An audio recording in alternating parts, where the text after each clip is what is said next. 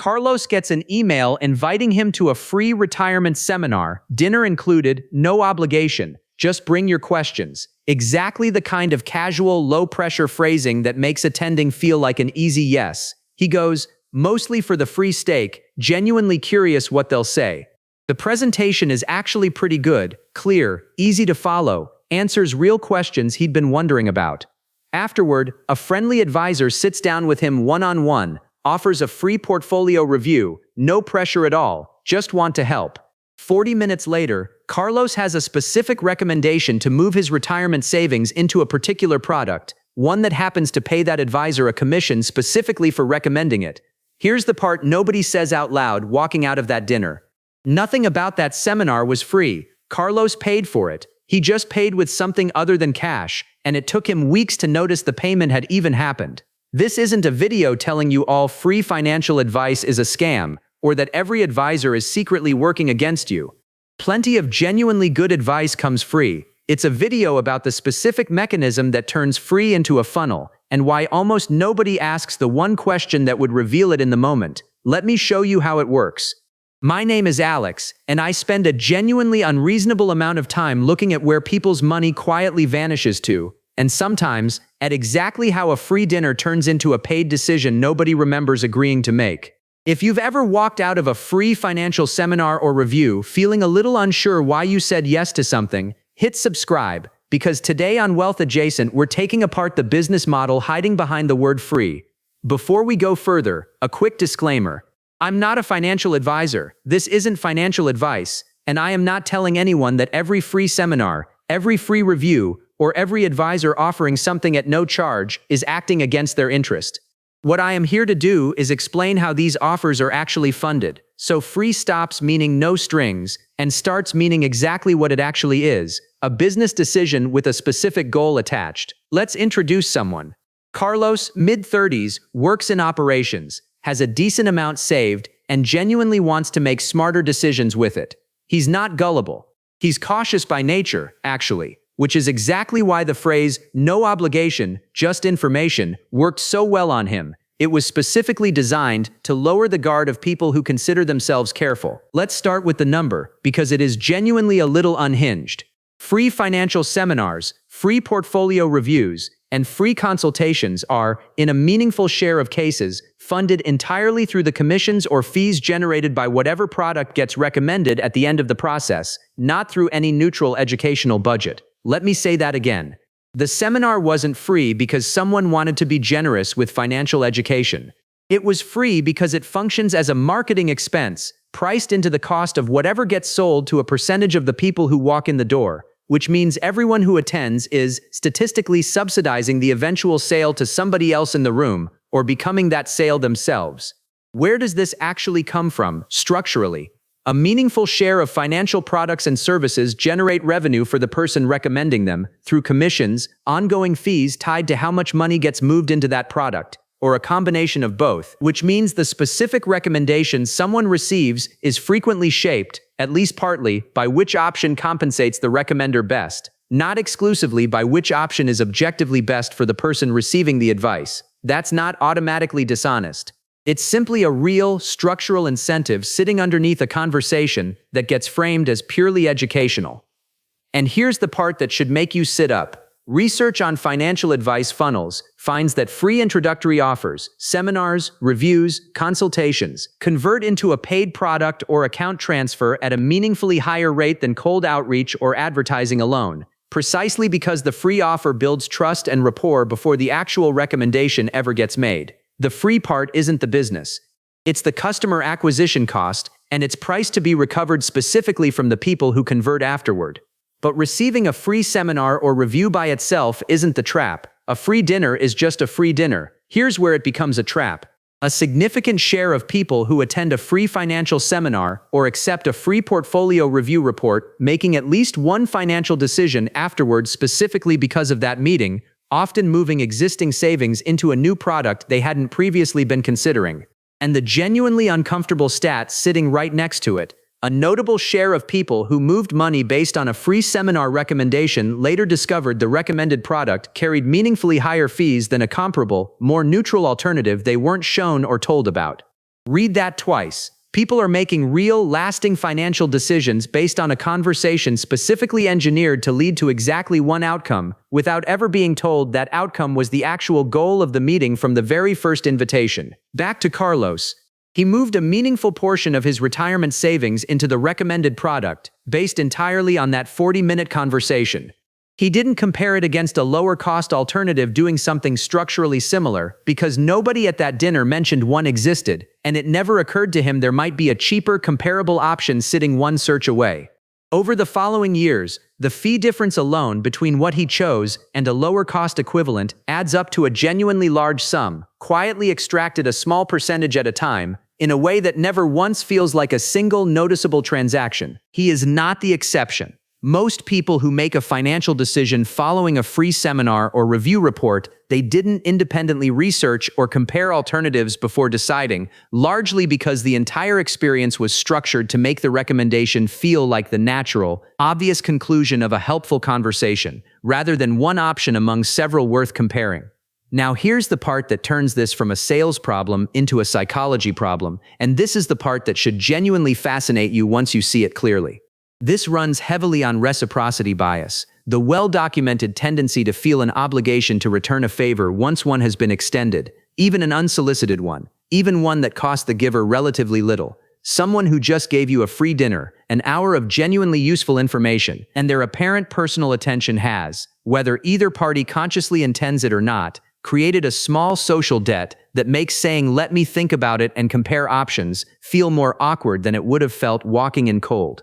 A researcher studying reciprocity in sales contexts found something almost too honest. The size of the initial free gift barely matters to how strongly the obligation is felt. What matters is that something was given at all, personally, in a social setting, which is precisely the format a free seminar with dinner is specifically designed to recreate. And then there's the specific mechanism that makes this particular funnel so effective. The free portion of the experience is genuinely, legitimately useful, a meaningful amount of the time, which builds real trust that then gets extended, often without full justification, to the specific recommendation that follows, even when that recommendation deserves separate, independent scrutiny rather than borrowed credibility from an unrelated, genuinely good presentation. Now, before we go further, we still haven't gotten to the specific patterns that show up across this particular category of free offer. Hold that thought, because first, the smaller signals. Let's talk about the phrase that should trigger alarm bells the moment it shows up in an invitation. No obligation, just information. That phrase is almost always technically true and almost never the actual point. Since the entire structure of the meeting exists specifically to create the conditions where accepting the recommendation feels more natural than declining it, regardless of how explicitly no pressure gets stated out loud. Then there's the free risk assessment pattern, a quiz or questionnaire framed as neutral and educational that, across a wide range of actual answers, tends to recommend a strikingly similar product or service regardless of the specific responses entered, because the assessment itself was built around a predetermined conclusion rather than genuinely open-ended analysis. There's a robo-tool version of this pattern too, worth naming specifically. Free financial calculators and planning tools, genuinely useful for basic estimates, frequently include a built-in nudge toward a specific paid product or account transfer once a user reaches a certain point in the tool, framed as the natural next step rather than one option among several, since the tool itself was funded by the company whose product sits at the end of it. And then, the layer that catches people hardest, the everyone in the room social proof effect, where a room full of other attendees nodding along, asking similar questions, and appearing to consider the same recommendation creates an implicit sense that the option being presented must be reasonable, simply because a room full of other cautious-seeming people appear to be considering it too, entirely independent of whether any of them have actually compared it against anything else either. There's an assets under management version of this pattern too, worth naming specifically, since it's structured differently from a one-time commission but produces a similar incentive.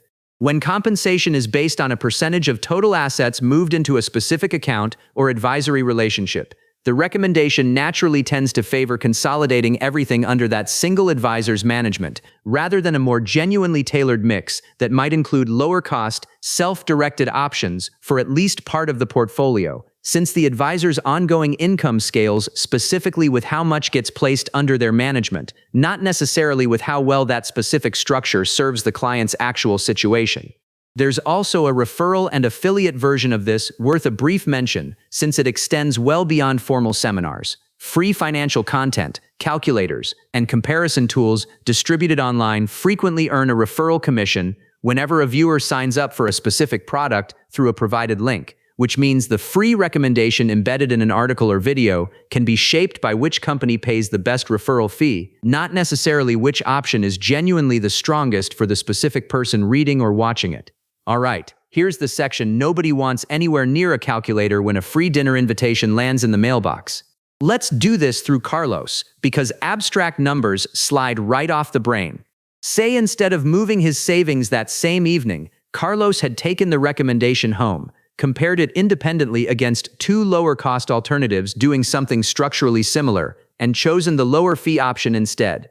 Over several decades, the fee difference alone, left to compound rather than quietly erode his balance, would add up to a substantial sum, entirely separate from anything about market performance, purely a function of which fee structure he happened to be sitting across the table from that specific evening. Here's the framework I want you to carry around. The word free describes what you paid at the door. It says nothing about what the meeting is actually structured to produce afterward. The real question was never, was this free? It's who is actually paying for this experience, and what specific outcome does that funding depend on? And now here's where it gets almost cruel. If free financial offers reliably led to the objectively best available recommendation regardless of who was presenting it, you could treat them as a shortcut worth trusting completely. They don't, reliably. Research comparing recommendations made during free promotional financial events against comparable independent analysis finds a meaningful share of recommendations carry higher fees or worse terms than readily available neutral alternatives, which means the specific signal most attendees use to judge trustworthiness, a friendly, generous-seeming free offer, is only weakly related to whether the eventual recommendation is actually the best one available. Now, let me keep my promise, because I am not telling anyone that free financial content, seminars, or reviews are inherently untrustworthy. I can already hear the objections, because I get them every time I make a video like this. First, but the seminar genuinely taught me useful things. Doesn't that count for something? Completely fair and often true. The educational portion can be genuinely good even when the underlying business model exists to fund a specific recommendation. But notice the actual distinction being made. Useful general information and an unbiased specific recommendation are two separate things, and receiving the first doesn't guarantee you're getting the second, even from the exact same friendly presenter in the exact same room. Second, but advisors have to make money somehow. Isn't that just how the industry works? Also fair, and worth naming directly, advisors earning a living isn't the problem. The issue is specifically whether that compensation structure gets disclosed clearly, and whether it shapes the specific recommendation you receive, which is a fair, answerable question, rather than a reason to distrust the entire category. The actual answer was never avoid all free financial offers or assume every advisor is dishonest. It's know exactly how the person or company in front of you actually gets paid before weighing their specific recommendation. There's a third point worth naming honestly too. Not every compensation structure creates the same degree of conflict, and knowing the category helps. Advisors compensated through a flat fee for their time, independent of which specific product gets recommended, have a structurally different incentive than those earning commission tied to a specific sale, and asking which category someone falls into is a meaningfully useful question in its own right, separate from asking about the specific dollar amount involved. So here's the framework I'd actually use. I call it the funding sources question, and you can ask it directly in any free financial setting in under 10 seconds. Simply ask how the advisor or company is compensated for the specific product being recommended, commission, ongoing fee, flat salary, and whether that compensation changes depending on which specific option you choose. A genuinely neutral advisor will answer that question directly and specifically. Hesitation, vagueness, or redirection in response to that exact question is itself useful information. It's worth sitting with how simple this question actually is, because that simplicity is exactly why it works. Most people walk into these settings prepared to evaluate the actual financial content, whether the numbers make sense, whether the product sounds reasonable, and almost nobody arrives prepared to evaluate the incentive structure sitting underneath the person presenting it. Asking directly about compensation isn't rude or adversarial. It's simply the one piece of due diligence that almost never happens in a setting specifically designed to feel warm, personal, and informal enough that formal questions feel out of place. A few practical moves fall out of that. Treat any free seminar or review as a genuinely useful source of general education, while treating the specific product recommendation that follows as a completely separate decision requiring its own independent comparison. Ask directly about compensation structure before agreeing to anything, and take note of how directly that question actually gets answered. Compare any specific recommendation against at least one lower-cost, structurally similar alternative before moving real money, using the free consultation as one input rather than the final word. And notice specifically when a room full of other people, a countdown, or a "this offer expires today" framing is being used to compress your decision timeline, since urgency is one of the more reliable tells that independent comparison is specifically what's being discouraged. So here's where we land, plainly. The free financial advice trap isn't a story about every advisor being dishonest or every free seminar being a scam. It's a story about a business model that funds genuinely useful education through a specific, disclosed or not compensation structure sitting underneath it, and treating the word free as proof of neutrality when it was never actually built to mean that. The data doesn't say to avoid free financial resources entirely. What it says is quieter and far more useful. Free tells you what you paid walking in. It tells you nothing about what the conversation is actually built to produce once you sit down, and that's a completely separate question worth asking directly, every single time. And if you're Carlos right now, thinking back on that dinner and that recommendation, hear this clearly. You're not gullible, and you didn't do anything unusually careless. You responded to a structure specifically built across an entire category of financial marketing to feel like generosity, when it was actually a carefully priced customer acquisition strategy. Of course, it worked on you a little. It's designed to work on exactly the kind of careful, curious person who shows up wanting to learn something real. Seeing the actual structure clearly is most of the battle. So Carlos goes back and finally compares his current product against two lower-cost alternatives he never looked at before, asks his advisor directly how that original recommendation was compensated, and starts treating every future free financial offer as two separate questions instead of one smooth conversation. What's genuinely useful here, and what is this specifically built to sell? Take the education. Question the recommendation separately, every single time. Skip the assumption that free automatically means neutral, because it was never actually built to mean that in the first place. And the next time a dinner invitation shows up promising no obligation, just information, remember, the obligation was never written on the invitation, it was built into the room. If this helped, hit like, subscribe, and tell me in the comments, have you ever attended a free financial seminar or review, and did you end up buying something afterward, or did you walk away without deciding? I'll see you in the next one.